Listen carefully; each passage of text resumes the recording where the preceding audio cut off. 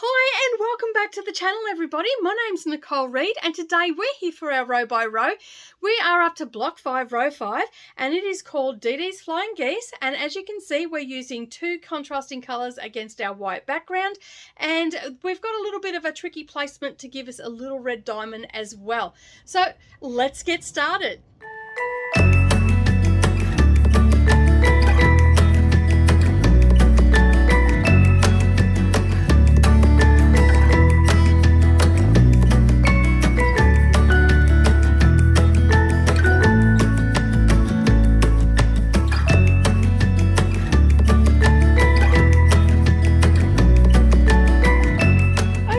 So we are here for the Flying Geese block. By now you would have gone over to our website and you would have got your free download, which has got all the cutting instructions there, but we're going to go through some of the cutting instructions here. Again, we're going to do our in-depth video, but by now you've already got a hang of your 1/4 inch seam allowance and you know how to chain piece, and you also know how you're probably getting a little bit more comfortable with your cutting and everything in this series. All right, so we are working on the Flying Geese block today. It's quite a simple block. So basically you're going to need a few things today. You're going to need rotary cutter to prep your fabrics. You're going to need an iron and an ironing pad and some best press or your favorite starch. You're going to need 3 different fabrics. I'm working with green and red today, and my background fabric, as always, is the white tone on tone. You're going to need some pins, and you're also going to need some thread snips as well, some rulers, a square one and a long one to cut a strip, and that's all we're really going to need today. Of course, you're going to need your sewing machine with your 1/4 inch foot as well. Now today we are going to be working with triangles. I like to do Flying Geese this way. There are other ways that you can do it, but today we're just going to focus on working with the triangles. All right, so in the pattern you will notice that there is a section that says for our red and green that you need to cut a 6 1/4 inch square, and then we're going to cross cut that. Okay, so I've started with a square piece of fabric and all I've done is cut that into 4. So be mindful when you are cutting for your 6 blocks that for the green you are going to use 3 of those out of that, and you're going to have 1 left over. So by the time you get to your 3rd square, you're going to have enough for the 4th one. So just be mindful not to overcut with your green. Okay, so you're only going to need 3 out of that square, and for the red one you're only going to need 1 out of each square. So you'll only need for the entire row to cut 2 of these of the 6 1/4 squares for the red. Okay, so just be very much aware that you don't want to be wasting your fabric, so that will be a little tip to help you there.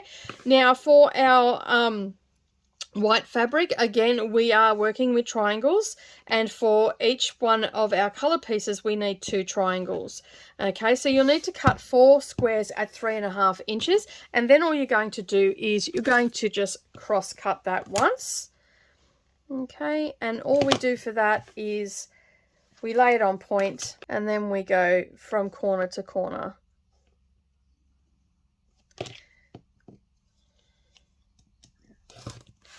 Okay, and then that gives us 2 triangles. All right, so now we need to construct our geese. You're going to take one of your colored pieces and one of your white triangles, and you're going to place them right sides together. So this long side of your white triangle going with this triangle here, this edge, and we're going to line them up with our raw edges aligning up, and we've got one of our points going past. Now what this does is when we put our other one on, that'll give us enough of a 1/4 inch seam allowance so we don't lose the top point of our Flying Geese. All right, so just make sure that they're all lining up. So you've got a raw edge lining up here and a raw edge lining up here, and you've got about 1/4 inch, maybe a little bit more going past. Okay, because we've cut our 3 1/2 inch squares just that little bit bigger, just to give us a little bit of wiggle room. And then you're just going to pop a pin in there, okay, and making sure that your raw edges keep lining up and you're not distorting your triangles. So you don't want to pull them and you don't want to manipulate them so they end up looking a little bit wonky. Okay, you just want to treat them nice and gentle and get those pins in there, and that just does not want to line up. All right, so once that's lined up, we're going to head over to the sewing machine and we're going to sew a 1/4 inch seam allowance. But first of all, because we're going to make this super quick, I'm going to do a little bit of chain piecing. So I'm going to do what I've done here to my green ones as well. All right, so we're going over to the sewing machine. As I said, we're going to sew a 1/4 inch seam allowance along this edge here where we've pinned, wanting to make sure that we don't stretch it or pull it. So you can see there, if you pull, it's going to stretch. So we're just going to feed it through the sewing machine, let the machine do its thing, keep our fingers light touching and helping it go through without stretching or pulling.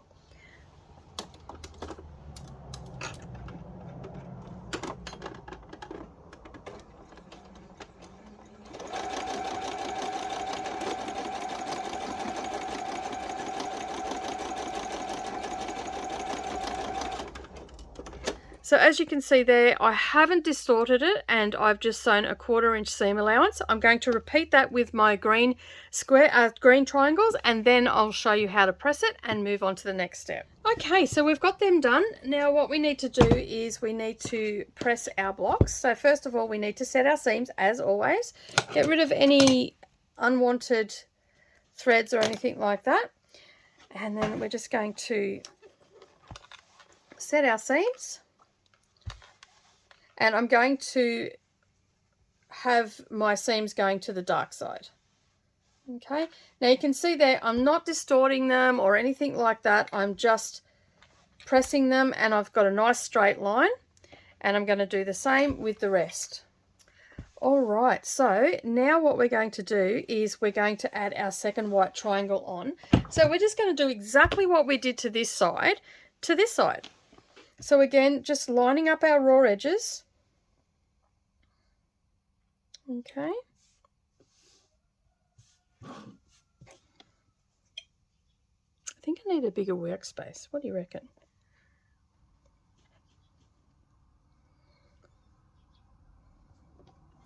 And just popping a pin in there. And again, you've got that little piece going past, okay, and that's going to create our 1/4 inch up here so we don't lose any points. All right, and I'm going to repeat that all the way along, making sure our raw edges are lining up and everything is nice and straight. If you feel like you need to put some extra pins in, by all means do so. I generally just put one pin in and I seem to be okay with that, but just be very mindful that this could kick out or this top bit could kick out when you're sewing. So just be very careful if you only use one pin, and try not to distort anything. All right, so we're going to head to the sewing machine and we're going to stitch that down. So we have got our little pieces here now. We've got to set our seams, and again we're going to roll that seam to the dark side.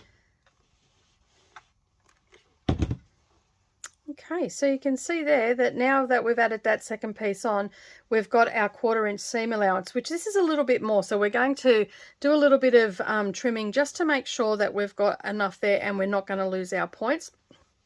But just looking at this, I know that if I sew that, and if I was even just a little bit on the chubby side of a 1/4 inch, I won't lose any of my points. But I'm just going to measure these up and make sure that they're measuring okay and that I've got a little bit of wiggle room.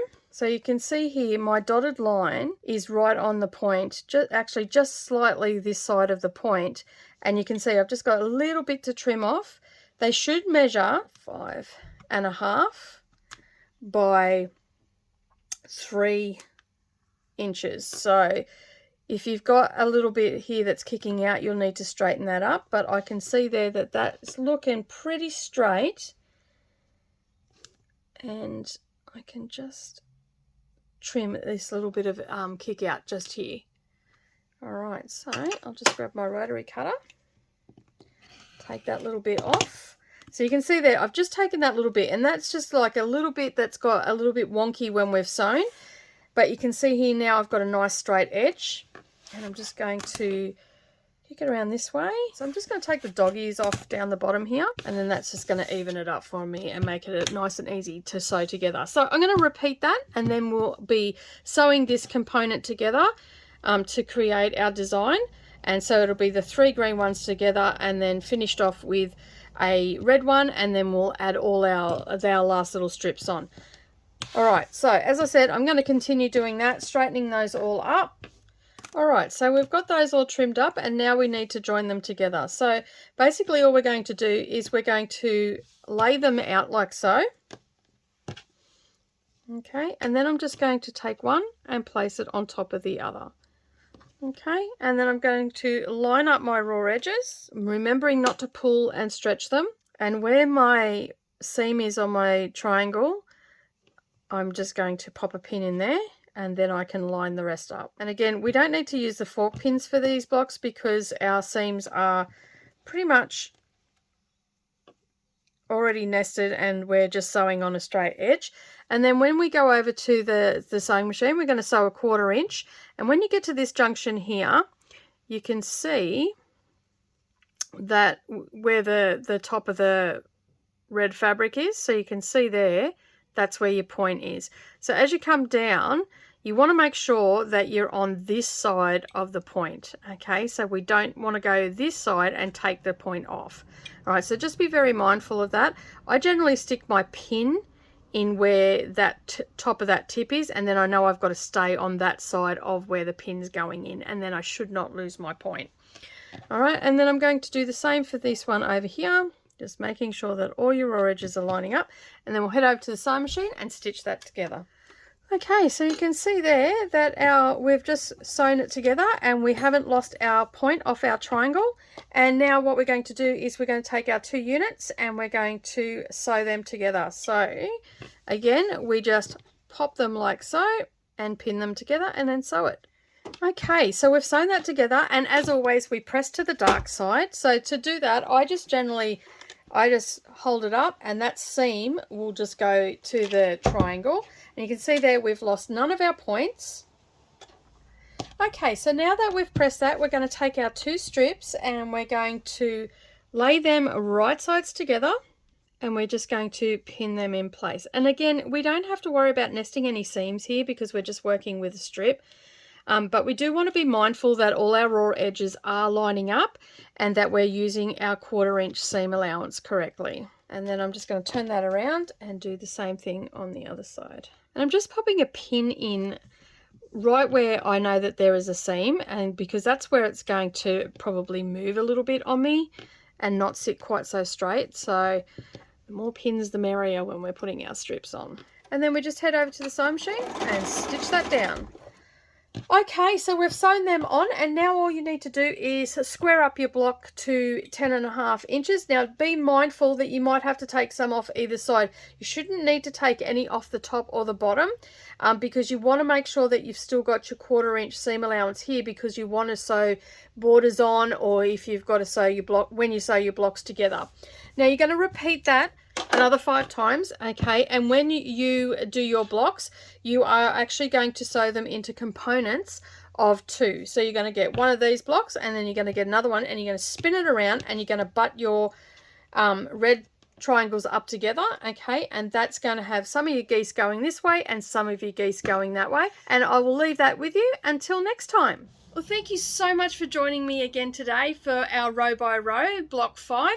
The Flying Geese block goes together quite easy. It looks a little bit intimidating when you cut out all those triangles, but hopefully the tips and tricks that I gave you today have helped you to put together your Flying Geese. If you like this video today, don't forget to give us a thumbs up down below. Tell us what you thought in the comments. And as you can see, the tip jar is going across the screen right now. Maybe think about dropping a tip into the tip jar for me.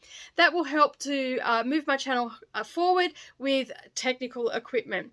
Anyway, that's it from me this week. I do hope that you enjoyed it, and I'll see you all again next time for row 6, block 6 in the DDs Row by Row Quilt-a-Long. Have a great day, everybody, and I'll see you all again soon. Bye for now.